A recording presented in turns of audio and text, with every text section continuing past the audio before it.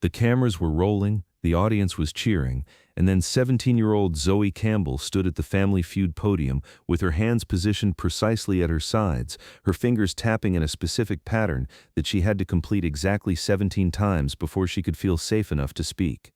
Her eyes darting momentarily to check that all the stage lights were still functioning properly, a compulsion she couldn't control despite knowing it was irrational, before focusing on Steve Harvey with the exhausted concentration of someone who spent every waking moment fighting against her own mind.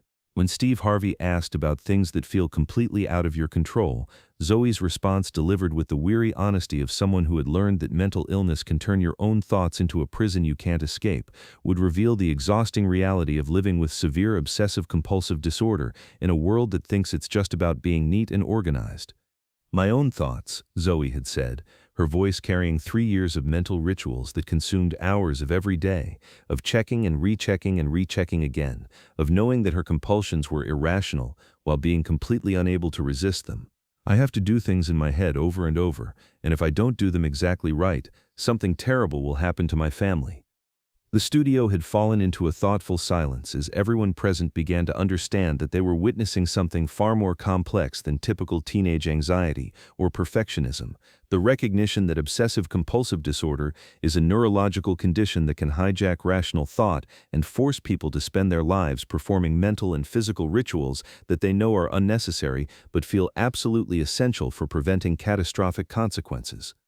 Zoe Campbell had been living with obsessive-compulsive disorder since age 14, when what had started as mild perfectionism and concern about cleanliness had gradually evolved into a complex system of mental rituals, checking behaviors and compulsive actions that had come to dominate every aspect of her daily life.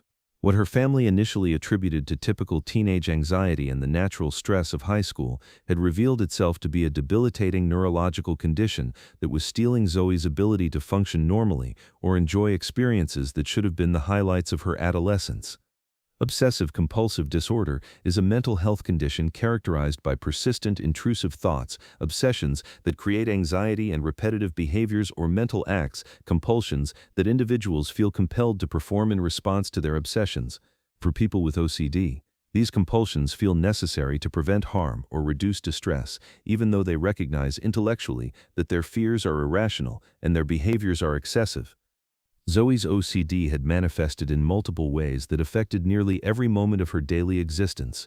Her primary obsessions centered around the fear that if she didn't perform specific mental and physical rituals correctly, something terrible would happen to her family members. They would be injured in accidents, become seriously ill, or die as a direct result of her failure to complete her protective behaviors properly. The mental rituals that Zoe felt compelled to perform included counting in specific patterns, repeating phrases or prayers in her mind exact numbers of times, and mentally reviewing conversations or events to ensure she hadn't said or done anything that might bring harm to her loved ones. These internal compulsions were exhausting and time-consuming, often taking hours to complete properly, but they were largely invisible to others, which made it difficult for her family to understand the extent of her suffering. The physical compulsions that accompanied Zoe's obsessions included checking behaviors that required her to verify repeatedly that doors were locked, appliances were turned off, and potentially dangerous objects were properly secured. She also engaged in touching and arranging rituals that required her to touch certain objects in specific sequences, arrange items in precise patterns, and repeat physical actions until they felt right or complete. The most devastating aspect of Zoe's OCD was the way it had stolen her ability to trust her own perceptions and judgment. Even when she had just checked that a door was locked or an appliance was turned off, she would immediately begin doubting whether she had checked properly, whether she had actually seen what she thought she had seen, or whether something might have changed in the seconds since her last verification. This cycle of doubt and checking had created a prison of uncertainty, where Zoe could never feel confident that she had done enough to protect her family from harm. No matter how many times she performed her rituals, the anxiety would return within minutes or hours, demanding that she begin the entire process again. The temporary relief that came from completing compulsions was always brief, and the underlying fear remained constant. The impact on Zoe's academic performance had been severe and increasingly problematic. She had difficulty concentrating during classes because her mind was occupied with performing mental rituals and worrying about whether she had completed previous compulsions correctly.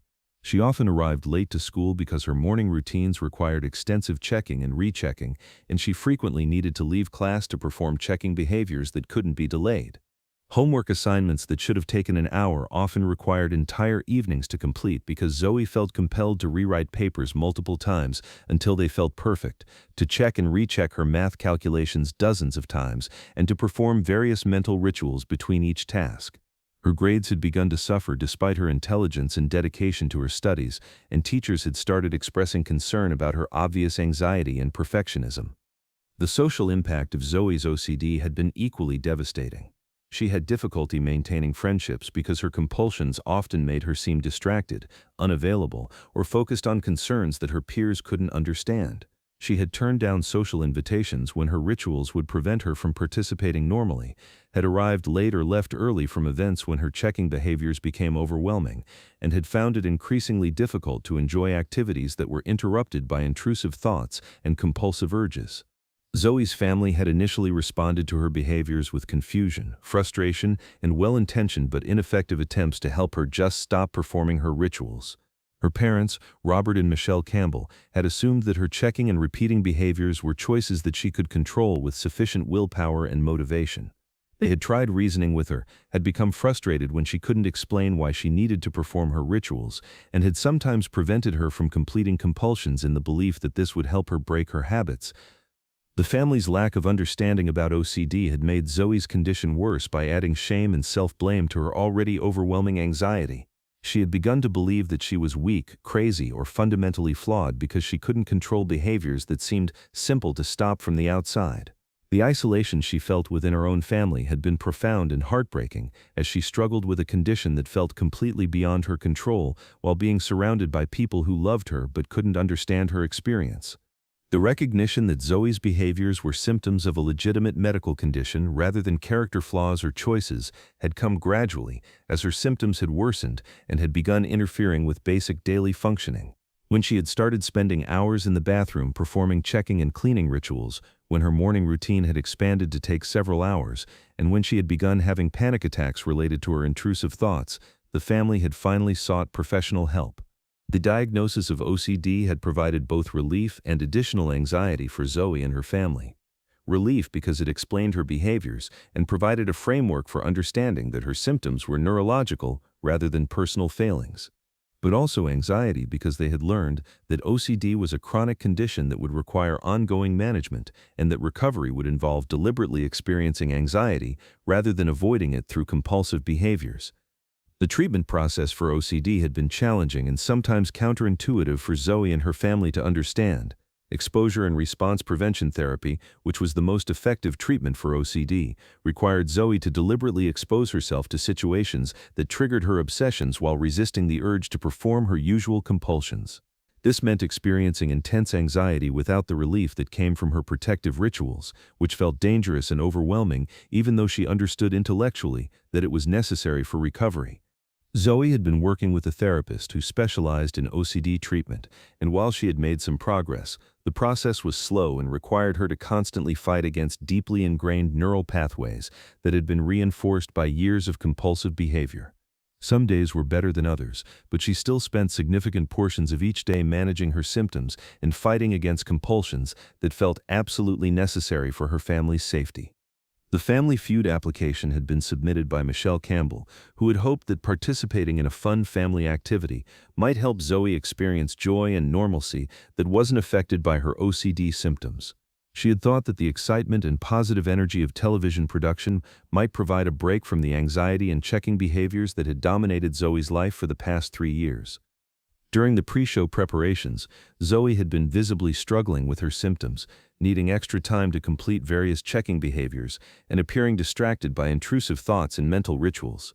The production team had been patient and accommodating, but they had noticed that Zoe seemed unusually anxious and focused on concerns that weren't related to the typical nervousness of appearing on television. The game had been proceeding with Zoe participating when her symptoms allowed, but clearly managing significant internal anxiety and compulsive urges throughout the experience.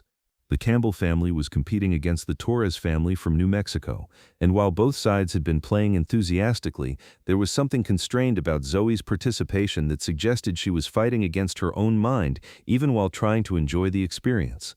But when it came time for the category things that feel completely out of your control, and it was Zoe's turn at the buzzer, the question had struck directly at the heart of her daily experience with OCD and the exhausting reality of living with a condition that made her own thoughts feel like enemies.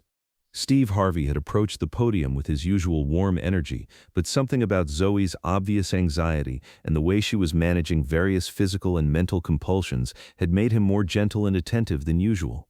"All right, Zoe," Steve had said softly, "things that feel completely out of your control, what comes to mind?"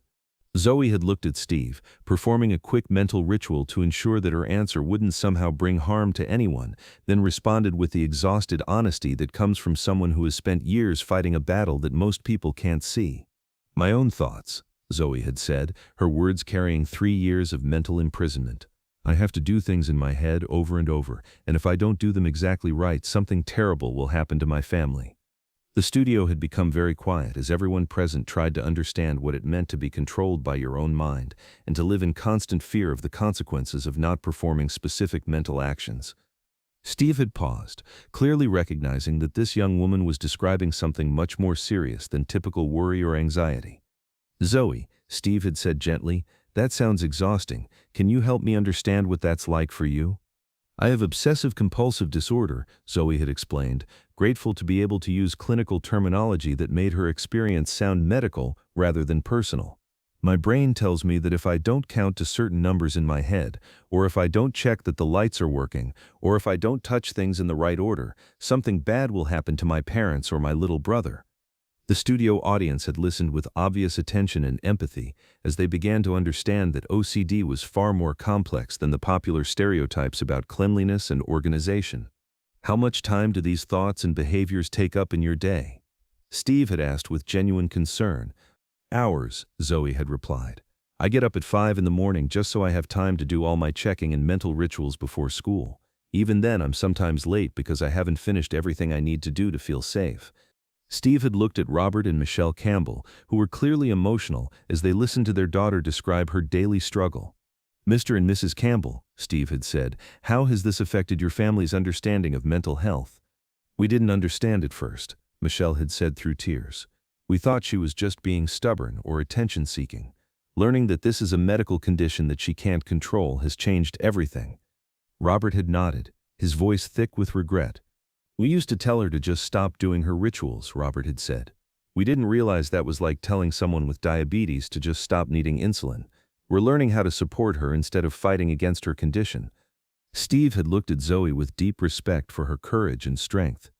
"Zoe," Steve had said, "what you're dealing with is a real medical condition, and the fact that you're here, that you're fighting it every day, that you're getting treatment, that takes incredible courage."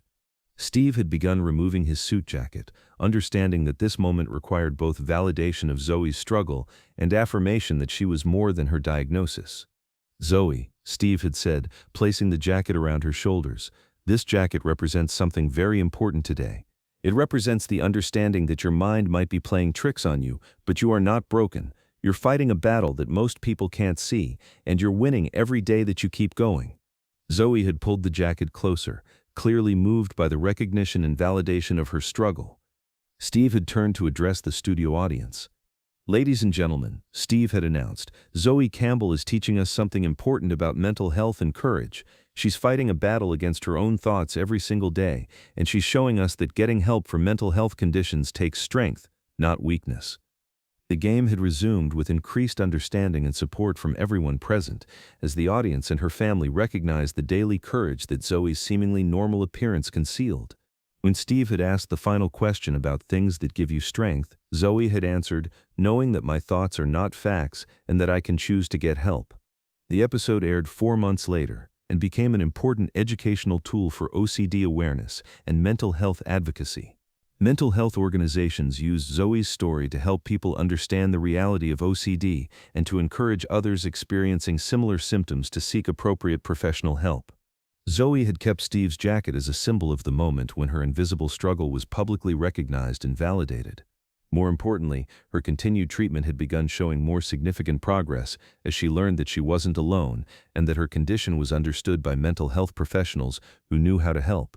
The jacket represented her understanding that mental illness is medical, not personal, that seeking help is courageous rather than shameful, and that recovery is possible even when it requires fighting against your own mind every single day. Because that's what courage looks like when it faces invisible enemies that live inside your own thoughts. That's what strength sounds like when it chooses treatment over isolation. And that's what happens when a 17-year-old woman learns that her mind might be playing tricks on her, but that doesn't make her broken, and that with proper help, she can learn to live with OCD rather than being controlled by it. Zoe Campbell had been imprisoned by her own thoughts, but on that day at Family Feud, she discovered that her struggle was understood, that help was available, and that she had the strength to fight for her freedom one thought at a time.